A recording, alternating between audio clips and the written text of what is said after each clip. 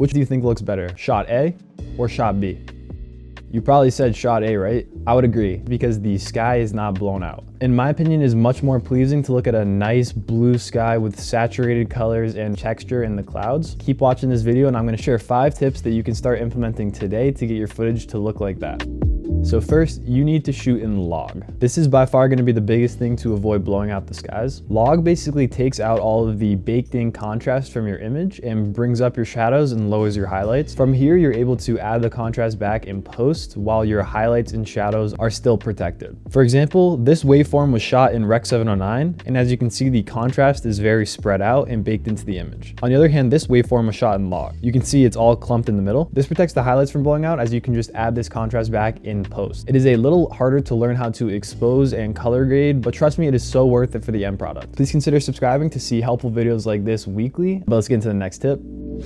So the second tip kind of goes with shooting in log, but it is to expose for the sky. So you're already shooting in log now, which helps. When looking at your image, I would rather slightly underexpose it and maintain details in the highlights than overexpose it and lose those details. Cameras these days are very good at recovering shadow detail. So even if you underexpose, say, your subject who's in shadows, you can lift that up and it'll look pretty good. However, if you overexpose and lose detail on the highlights, you are not getting that back at all. So a couple ways I like to ensure that I'm not blowing out my skies are to use false color and the waveform. So basically, for false colors, you can click a button on your monitor or your camera if it has it, and it'll show up a certain color depending on the different IRE, or basically brightness level, of that part of the image. So if I hit this and I see that the sky is red, that means it is peaking and I'm losing details. For the waveform, it's a little harder to tell when it's peaking. It will basically turn into a straight line when it's clipping at the top. Now, if your camera or monitor does not have waveforms or false colors, first of all, I would highly recommend investing in one that does. You can also just look at your image on your monitor with a LUT applied to show the Rec. 709 image, and then just basically tell by the eye test if it is too bright, and then you can lower your exposure as needed. Again, always err on the side of underexposing when you're in a high dynamic range scenario.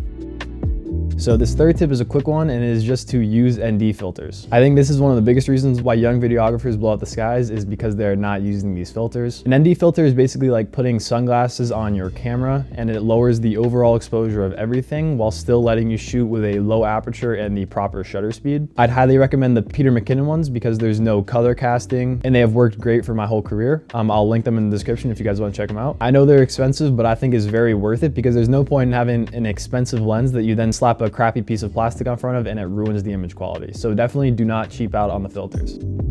So this fourth tip is just a quick one I like to do in my editing software, and it is basically to make a gradient or a mask over the sky and then lower the exposure and up the saturation. So this is kind of just a quick trick I like to do that basically makes it look like my camera has more dynamic range than it actually does. This just adds a little extra punch and color to the skies and makes it just look a little bit better. I love doing this to all my clips to just further separate myself from that digital white sky look. And then this last tip is just something to keep in mind going forward. So it is very important to prioritize looking for a camera that has high dynamic range. For example, my Canon C70 has over 16 stops of dynamic range, and that was one of the biggest reasons why I bought it. If getting really good outdoor shots is one of your biggest priorities, I would highly recommend prioritizing a camera with a lot of dynamic range. Again, this step is not necessary, as you can still achieve a very good look with the tips I mentioned above. However, it is just something to keep in mind as you look to upgrade your camera whenever you're doing it next. I hope this helped, and please consider subscribing to see more helpful videos like this. Thank you guys for watching.